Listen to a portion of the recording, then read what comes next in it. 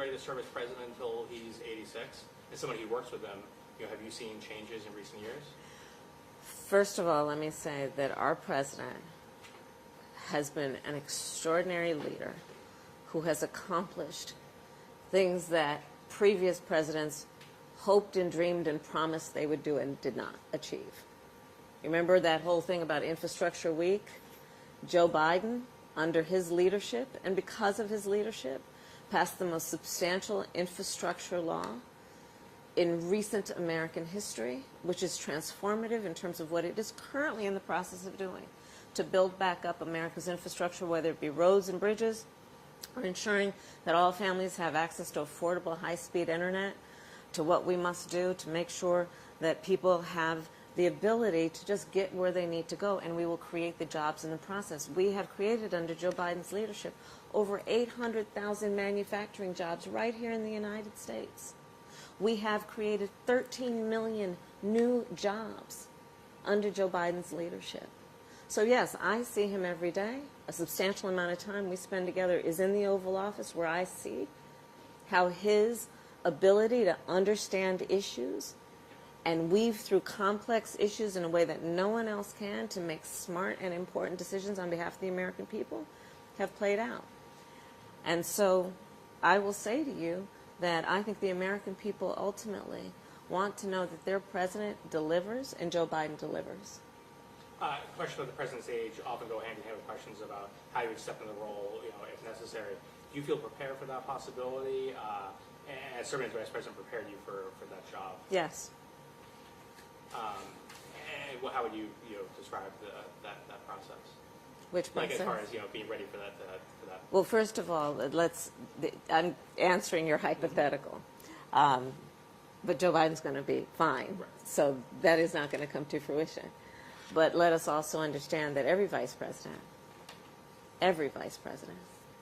understands that when they take the oath, that they must be very clear about the responsibility they may have to take over the job of being president. I am no different. Let's talk about the reason why we're here in Jakarta for the summit of the Association of Southeast Asian Nations. This is your third trip to Southeast Asia. Why is this region so critical to U.S. interests and the future of U.S. foreign policy in the Indo-Pacific? It's very important. It's my third trip to Southeast Asia, fourth to the Indo-Pacific in terms of the region. And I feel very strongly about the importance as a general matter of engaging in U.S. policy as it relates to foreign affairs in a way that we pay attention, of course, to the immediate concerns and threats if they exist, but that we also pay attention to 10, 20, 30 years down the line and what we are developing now that will be to the benefit of our country then. When I think about Southeast Asia and this region in the Indo-Pacific, first of all, Southeast Asia, you're looking at a population of over 600 million people, at least 2/3 of which are under the age of 35. Think about what that means, especially when you look at so many of these countries that have thriving economies. Think about what it means when you look at the fact that at least 1/4 of U.S. exports come to this region. Think about it when you think about what we're talking about in terms of the South China Sea, and at least 1/3 of trade travels through shipping through that channel. And so we as Americans, I believe, have a very significant interest, both in terms of our security but also our prosperity, today and in the future, in developing and strengthening these relationships, and strengthening them in a number of ways, both through diplomacy, which is part of why I keep coming to the region, to develop these relationships and strengthen them, but also what we must do to develop the relationships around prosperity and mutual benefit. There is so much about the work that we have done here in the last 2.5 years that, for example, has been about strengthening supply chains, something the American family knows really well, and what we must do to build resiliency and partner with allies on critical resources. And then there's, of course, what we need to do in terms of strengthening our relationships militarily So, for example, I was in Philippines not very long ago, and then I went to Palawan, which is an island on the South China Sea, where I met with the U.S. Coast Guard and Philippine Coast Guard, who are training together and engaged in operations together to ensure that we have freedom of navigation and we uphold maritime law in that region of the world. Actually, I have a question about that as well. China just released a new map emphasizing its territorial claims in the South China Sea. What are your thoughts on that map? And are you worried, as the U.S. operates in this region, that there could be a greater risk of a direct confrontation between the U.S. and China within the South China Sea? This has already been negotiated. I mean, Arbitral 2016 made it clear, right? It's a violation of the law. And so that's where I put that map. Mm-hmm. Yeah. As you've been coming to this region, what has surprised you about, say, Southeast Asia? What do you think you've learned about this region that you didn't know before you started making repeat trips here as Vice President? Well, it's about visiting the region, and it's also the dozens now of meetings I've had with presidents and prime ministers from this region. Whether it be folks I've had over to the house for breakfast, or receiving them in my West Wing office, or meeting with them here, or during various summits.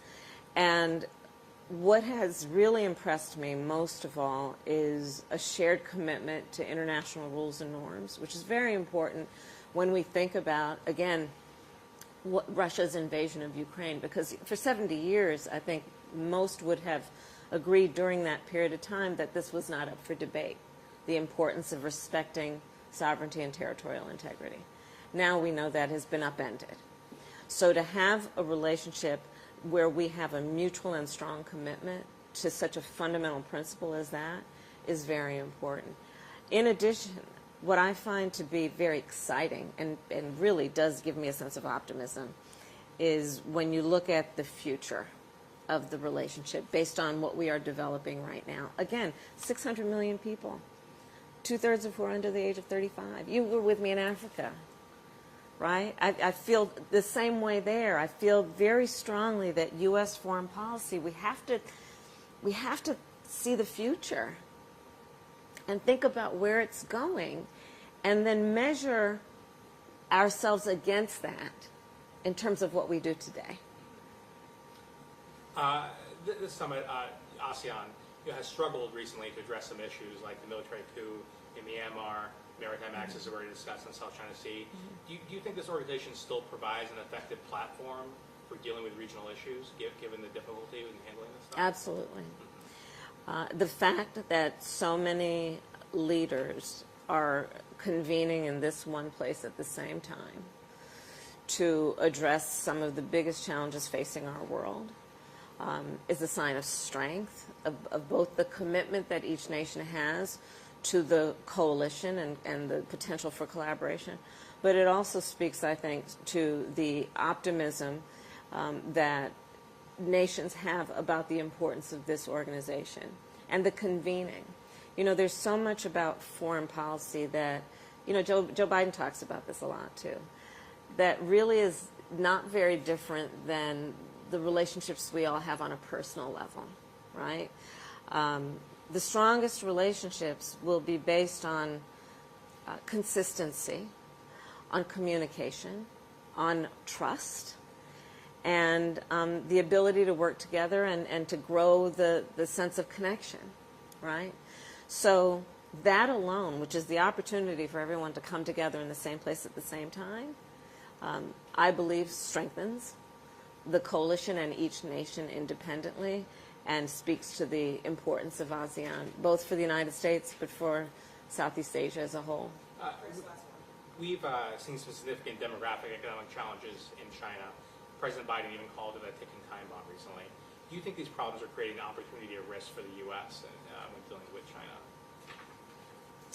I don't think it's that simple or binary. Tell me what you unpack that a little bit. Economic issues in China. They're facing economic issues, and President Biden recently said, these problems could, cause other problems. Basically, when they feel like they're in a corner, they could, make worse decisions going forward. and questions of how their economic problems could ripple outside of China and affect the United States, or potentially give the U.S. opportunity in the region. So, obviously, it does not have to be binary, but how are you kind of thinking about how that changes the landscape here? I don't believe that what is happening in China economically will impact the U.S. economy in any substantial way. But I do see over a period of time that, for example, U.S. investment in terms of the private sector investment in China, I think that there's more hesitancy than there has been in the past because of the risk associated with that. And then again, coming back to Southeast Asia and in the context of ASEAN, but in the context of the relationships we have here, you can look at, I think, the importance of stability and predictability in terms of rule of law, in terms of engagement, as being a reason that U.S. private sector investment will either happen or not happen. And increasingly, you're seeing that here in Southeast Asia in a way that you're, I think, not seeing it grow in terms of stability and predictability in China. Great. Thank you very much for your time. I really appreciate it. I appreciate you. Thank you. Thank you. Did you get all your questions? I always have more questions. For next time, then? Next time, exactly. Okay. Okay. My parents wanted to say that you have great taste in cheese shops in Eastern Market. I love it. Do they live there? So we were there because we did an event for small business. Yeah. And I was like, and I didn't realize where the small business was. Yeah. And I was like, I got to go to the cheese. I used to go there all the time. Like the Sorry, owner, no. I love him, and he did, and it's a family-run business. Yeah, and they have the best cheese. My parents probably there once a week. Really? Yes, yeah, they live 2 blocks away.